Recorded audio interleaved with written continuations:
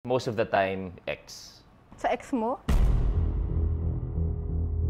Truth Habang or dare? nasa toilet? Truth or dare, di ba? Truth or dare. Text your ex and say, I hope you're doing well.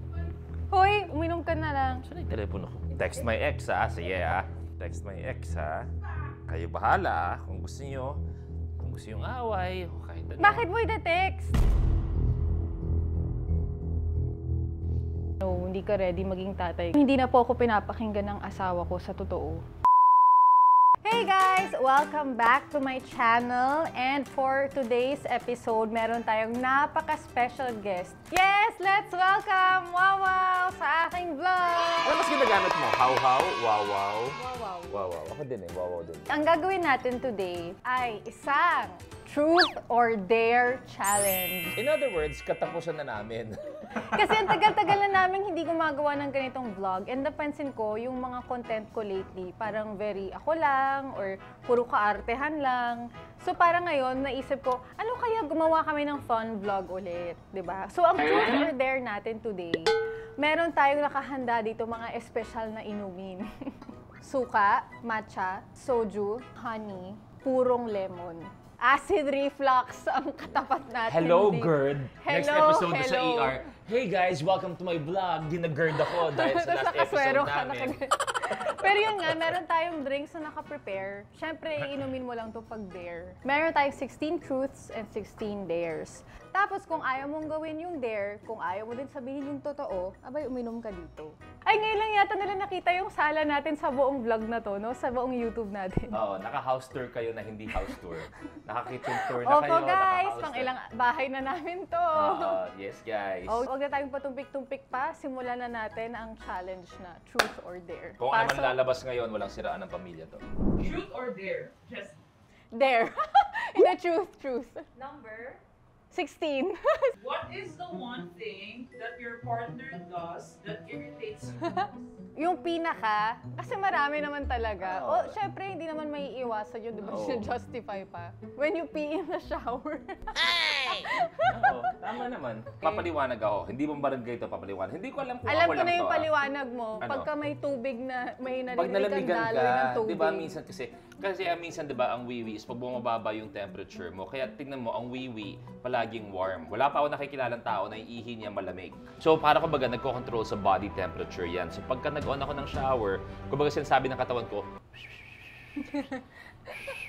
Proud siya. Pag sabay kami naliligo, sinasabi niya, wow, ihi ako sa toilet.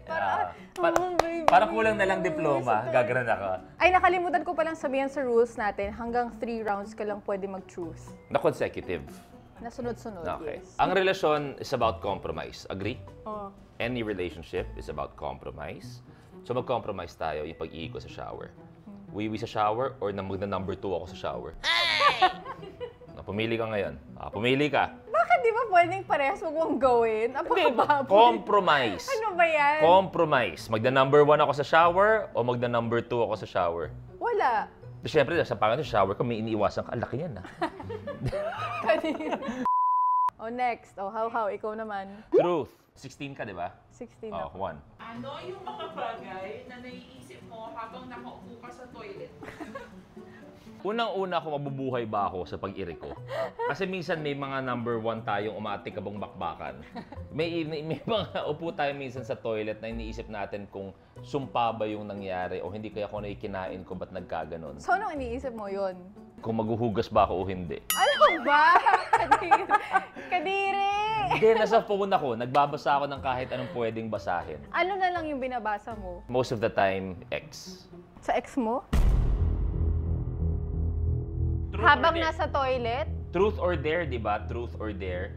Kasi di ako sanay tawagan yung Twitter na di ako sanay tawagan yung ex. Basta, Twitter, yun. Twitter. Lahat ang inaano ko sa anything and everything. Kahit kami ni Hawa ko, meron kami tinatawag na mindless reading. Yung di ka naman talaga nagdadigest ng information. Pero yun, ganoon ako sa toilet. Okay. Tsaka encyclopedia. Nagdadala ako ng 3 books. Parang si Seer ako. Okay, next. Truth pa rin ako. 3. Do you clear your browsing history? Why or why not? No.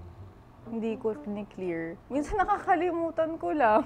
Bakit kayo tumatawa? Siguro kayo ginagawa niyo yun, no? Yan, si Anthony. bawat website clear agad. Hindi man lang binababad na si Anthony, oh, yung isa sa mga videographer natin. Ako, Next. truth, 4. 4. Are you satisfied with your sex life? Yes. Ba't ang tagal? Yes.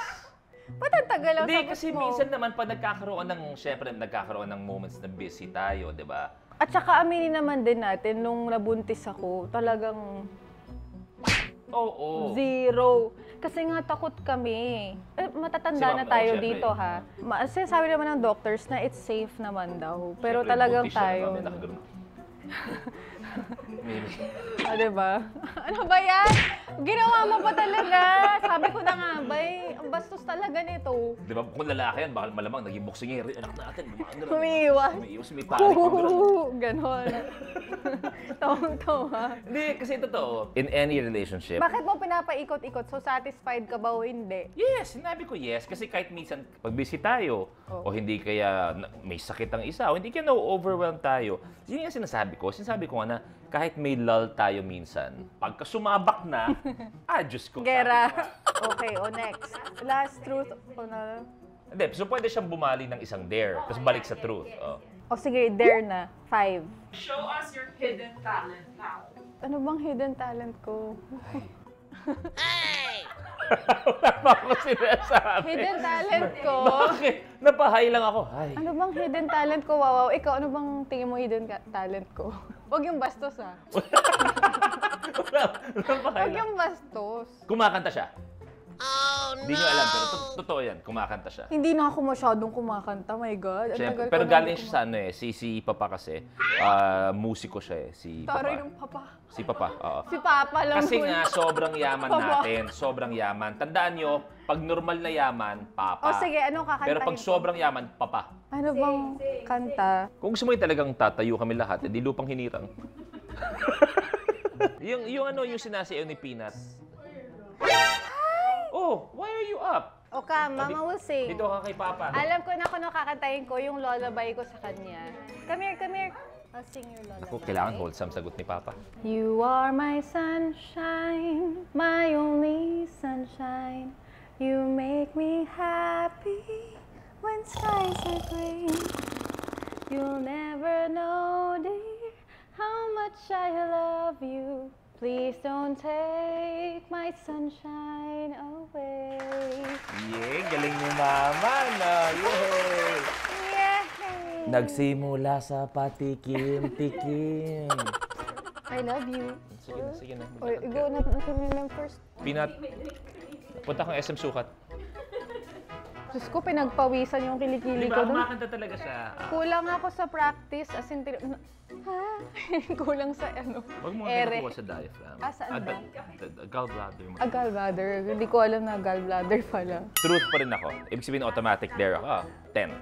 Did you ever have a crush on someone in your workplace? Sabihin mo yung totoo. Kasi itong Rainbow Rumble lang start pa lang ng working ano ko eh. Kuya Luis! Kuya Lu! Hello, Pinipin! Si Negi. Ngayon pa lang eh, si Negi. Si Negi kasi, ano ko eh, fan ako ng basketball. Eh, siya yung pinakamalapit kay Lebron na naiisip ko. Nakubutuloy si Ren. Kasi, Hindi nga oo yung totoo. naman. Sino? ba? Dati? Sino ba? Nung nagmi-mix ako, actually before mix eh, hanggang sa nakatrabaho ko siya, si Iya. Si Iya. Nung ano pa siya, hindi pa siya VJ, GJ. Meron dati game channel, naalala niyo yun? Sa channel 13 yata. Tapos nag-mix siya. Tapos wala na. Bakit wala nung mix? Eh siguro kasi 'di ba yung crush kasi Naging minsan. kaibigan mo. Parang Oo. ako din, oo. There. 7. Give a lap dance to your partner Wag. while singing your best romantic Wag. song. Wag ganun. Honestly, I wag ganun. think iinom na lang ako.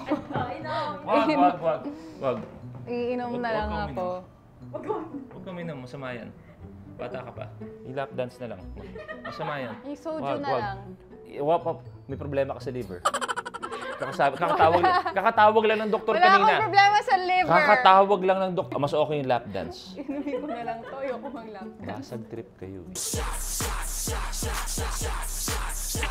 Since nakainom ka na, pwede pa rin yung lap dance. Kailangan ko pa ng mga 5 shots. Umalis na kayo. Oh, next. So, kailangan dare ako. Okay, Perform a sexy dance for your partner using only one leg. Gagawin talaga. One leg. One leg lang. Sexy dance. Ano ka, kabayo? Dapat nakatayo. Walang... One leg. Alam mo tawag sa sayo na to? Ano? Fire hydrant.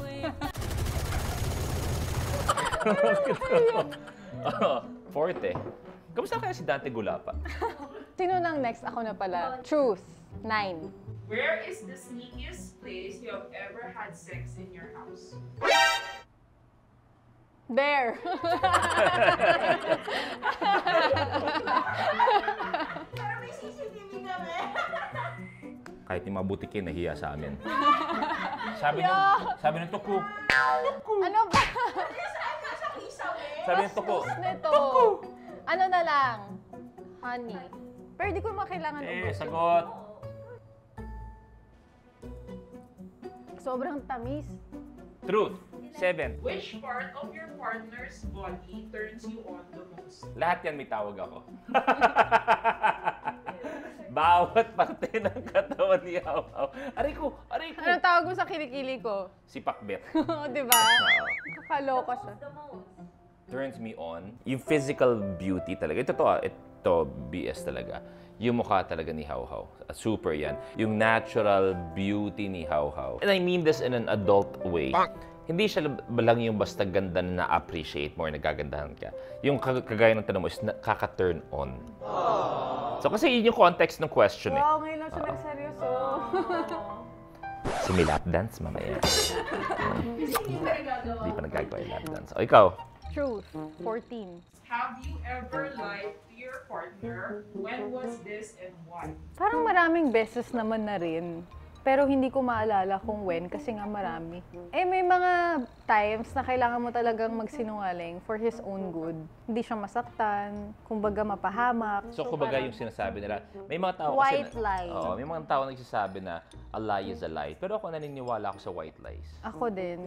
Kung yung purpose or intention mo ay mabuti, white lie Oo. yun. Nawala naman ikakasira. Oo, walang tinatapakang tao. Basta protection ng tao, yun. Pero never ako nagsinungaling talaga ever sa kanya. Mas lalo na pag about friends or like other people in our lives. Kasi for me, importante na maprotektahan ko siya at masabi ko talaga sa kanya. Kasi prangka akong tao, alam mo yan. So pag may sinasabi ako, may mali sa taong to, sinasabi ko talaga sa kanya kahit pa mag-away kami ng todo. Basta masabi ko sa kanya yung totoo na yung basa ko sa taong yan hindi maayos. Truth. Si 8. Describe your sexual fantasy that you haven't done before ever with anyone. Wow. Huwag mong sagutin yan. Bakit di ko sasagutin? Ano ba?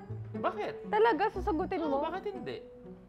Sige, bahala ka. Under the sheets lang. Yun ay sa akin yung fantasy ko. Tapos patay ilaw. Ay!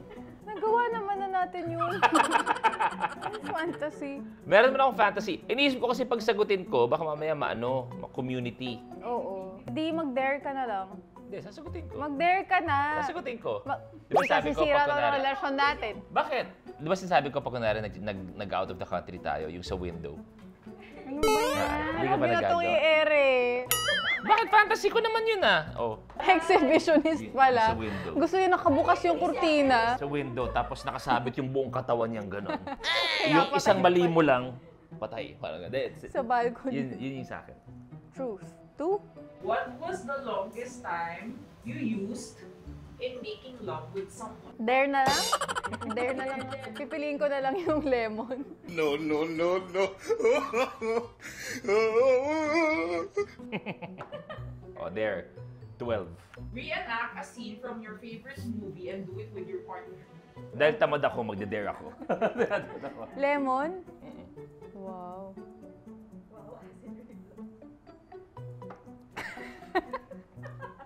Nasa blade. Okay, next. Truth. 15. Describe the time you almost broke up with your spouse. Yun yung time na may mga tao sa paligid niya na talagang hindi okay. Nasama ako sa issue. Kakakasal lang namin noon actually. Mga 1 year pa lang tayong kasal noon, di ba? Kinasal kami the next day, inaway-away ako nung taong yun. Ayun pala, kaya pala siya galit na galit sa akin kasi may tinatago pala siyang sekreto na karumal-dumal. Wow, ang lalim na malala. So talagang doon ko nalaamoy na parang may something tong taong to. Bakit parang galit na galit siya na kinasal kami? Yun na, nung tumagal na, ayaw niya talaga patibag. Yun yung sinasabi ko kanina na prangka akong tao. Pag may nararamdaman ako na hindi tama, sasabihin ko talaga sa'yo. Pag merong aura yung tao na hindi maganda, sasabihin ko talaga yun sa'yo for your own good. So sinabi ko sa kanya na, alam mo, itong dalawang to, parang may something sa kanila. Parang hindi sila okay for you. Parang hindi sila good for our family. And of course, lahat ng mga pinaghirapan mo, masisira, ganyan. Ayaw talaga niya patibag. Inaaway talaga niya ako. As in talagang away.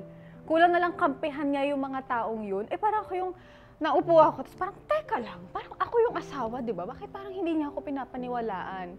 Tandaan nyo, guys, ang asawa ninyo, sila talaga ang magbe-break or make sa inyo. So, kailangan ang mga babae, pag may nararamdaman sila about you or about sa mga paligid nyo, dapat pakinggan nyo. Kasi for your own good yun.